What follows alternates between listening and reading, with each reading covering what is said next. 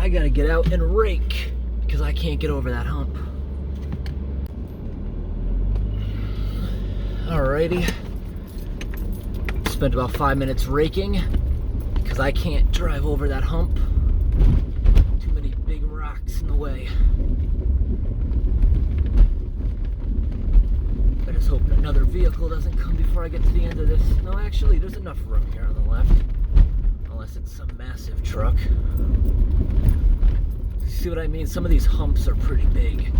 And that guy's pulling rocks out of the road. Oh, the hump's gone. Briefly. Some of the rocks this guy's pulling out are huge. And they left big holes everywhere I gotta watch out for.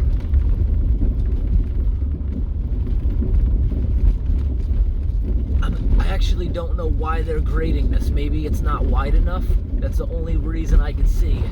Because yesterday passing down this, it was so smooth. It was narrow, but smooth. Right here, some of those humps are like 18 inches high. I only have like 8 or 9 inches of clearance. Like right here, I can pull over here, but not right here. Alright, it looks like it just improved. This is the end of the guy's work area. Oh yeah, it is. I can see where the grader parked. But yeah, this was still done since yesterday though. Now you can see what I mean. This is one really narrow road. And they're gonna have to come in here and trim all this back because they must be ready to use it again. When I came down here last night, it was only a 1-lane road with grass growing in the center. And they just suddenly opened it. People always leave in my comment section talking about how bad logging is for the environment, when it really isn't. These trees are grown as a crop, and afterwards they are either replanted, they drop seeds everywhere, or they'll leave one mature tree for every 100 they cut down, so it can drop seeds and replant everything itself. Like out here, the trees are never going to stop growing, but something I do notice, areas that they do not clear cut, where they just thin the forest, that doesn't actually work out the way intended. When they go around and just thin the forest, they suddenly shock all the trees that they leave standing because they have all this sunshine. The ground is now able to dry out. They're not used to that. So a lot of them end up dying, especially the leafy trees. When they just leave a couple of them standing, that actually appears to hurt them. It seems like the clear cutting seems to be a lot better. And here you can see how the road really became narrow, where they haven't sent that grader yet. This is what I was talking about. Now, like when you walk into the store and you buy a piece of lumber, these days lumber, if you look at the rings, they're really big because they grow the trees really fast. Why do the trees grow really fast compared to when they first started cutting into the virgin forest? The difference is now when they clear cut it and new trees start growing, they have a lot of space and sunshine, so they grow really fast, taking advantage of all that space. And that causes the rings to be really big.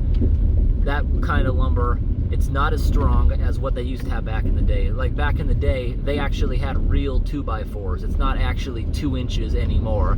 And back in those days, when they would clear cut a virgin forest, it was really tightly packed together and not much sunshine got in there. So the trees grew really slow and they were really old. So that is what makes the difference. They grow really slow and it makes stronger wood.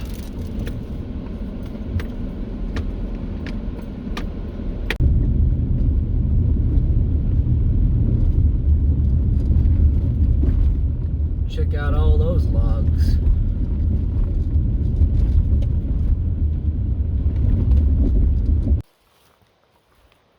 Right here before this bridge, you can see the structure they have inside the ground. It's basically a big piece of thick rubber.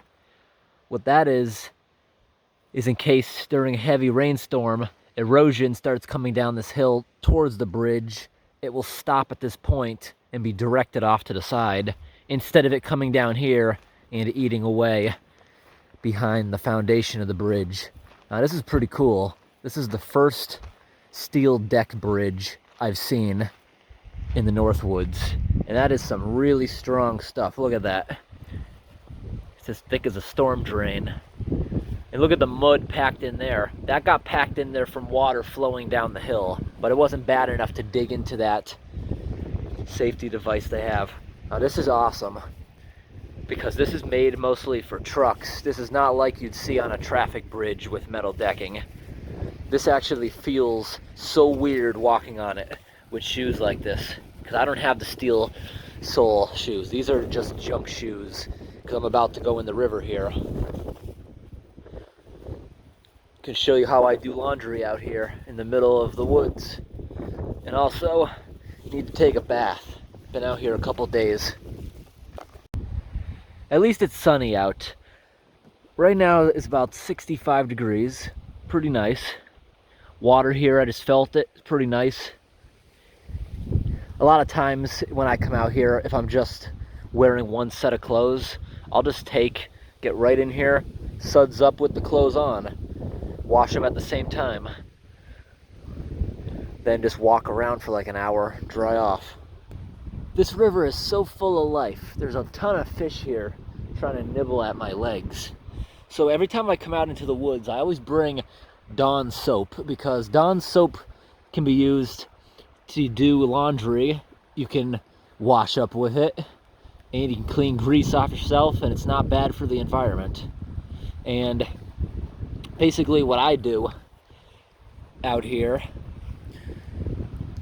is I'll take a 5-gallon bucket if I have a lot of stuff to wash, and get everything wet, pour a little bit of soap in there, swish it around for maybe 5 or 10 minutes, then just rinse it off and let it dry somewhere. It's as simple as it gets.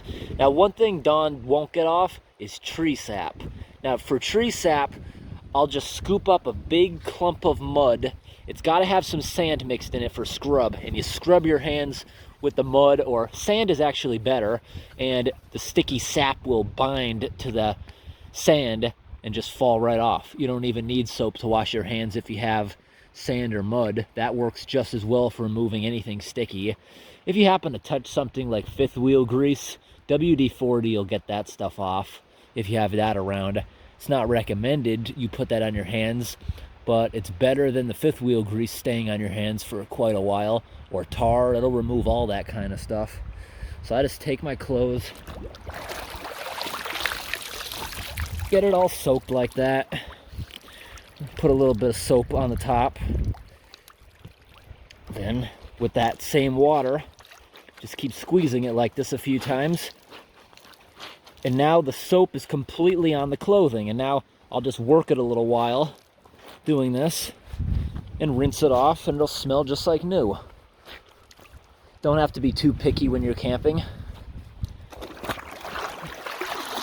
and do that a few times. The soap is still all in there. You can see the suds, and you can see the water falling off these pants is brown, really dirty. And that's as simple as it gets. It's what I do out here. All right, nice and clean.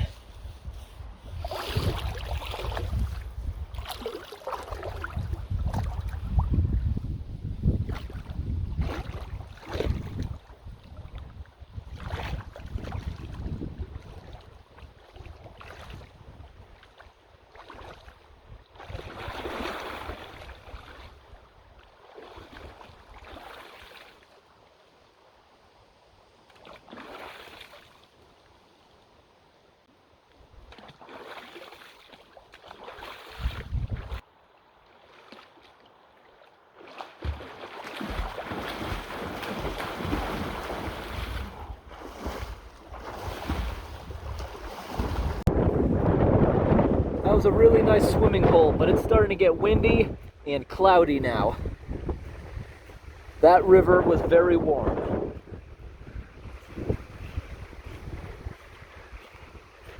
Very rural area. Was down there for over an hour. Not one vehicle went by. Up here, maybe half a mile is the Canada border. That might be why no one's going down this road.